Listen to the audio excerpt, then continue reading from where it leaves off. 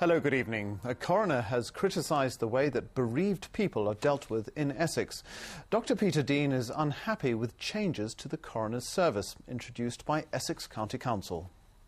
Dr. Dean serves as a coroner in Essex and Suffolk. When someone dies suddenly, it's often his job to examine why.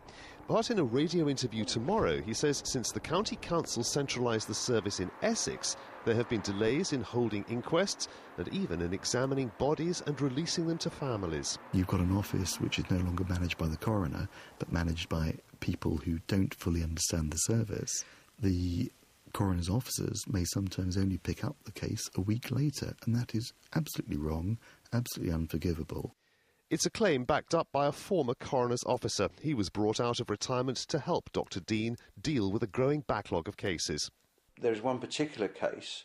I went through a file and was briefing myself on that file to find a note inside where the relatives had phoned and had been advised to ring back in 3 months' time.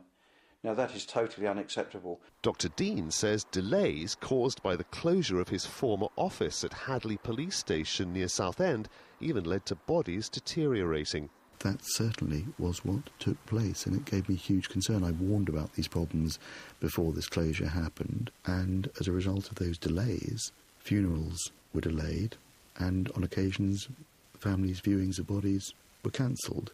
In a statement to the BBC, the County Council said it was committed to making the coroner's service as efficient and focused on the needs of bereaved citizens as possible.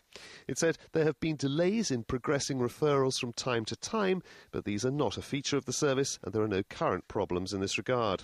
In response, Dr. Dean told Look East that the county's changes have still, in his words, done damage to bereaved families. John Cranston, BBC Look East. And if you've had any experience of the coroner's service in Essex in recent months, we'd like to hear from you. The phone and email details are on the screen. The police have named a man who died after he was found in the road with serious head injuries.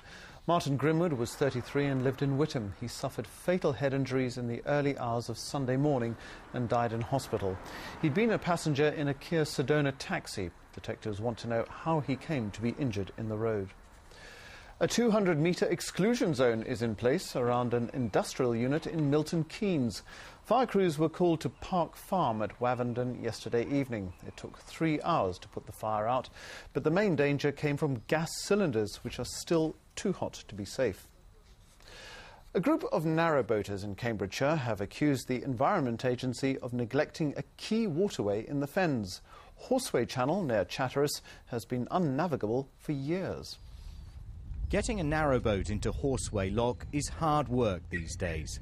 Boaters must scythe through rubbish and sludge to get there, and when they do, they're faced with this, an unnavigable 2 miles of channel to the next lock.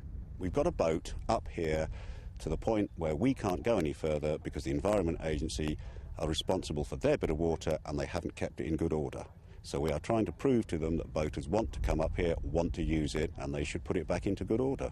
The Environment Agency couldn't comment on Horseway's channel, but says it is continuing work on the multi-million-pound Fens Waterways link, which is the biggest waterways improvement project in Europe.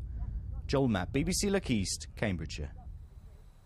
Well, on to football. A busy day in the Championship. Peterborough United have been relegated. A late Barnsley equaliser sent them down in Jim Gannon's final game in charge, but there was a good win away for Ipswich at Derby.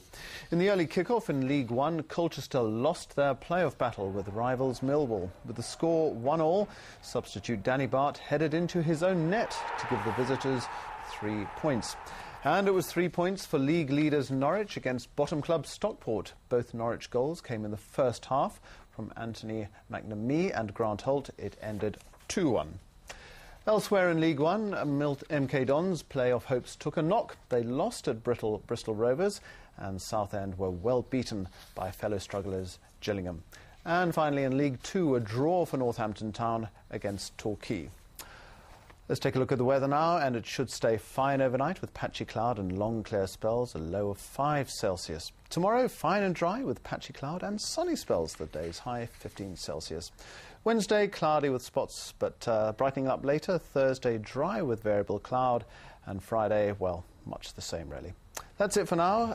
I'll be back at 10 past 10. In the meantime, do enjoy your evening. From us all, bye-bye.